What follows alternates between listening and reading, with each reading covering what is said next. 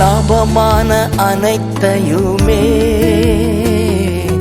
நஷ்டம் என்று கருதுகிறே. லாபமான அனைத்தையுமே நஷ்டம் என்று கருதுகிறே. என் நேசர் தருகின்ற பரிசுக்காக லெக்கை நோக்கி தொடர்கின்றே. என் நேசர் தருகின்ற பரிசுக்காக லெக்கை நோக்கி தொடர்கின்றே.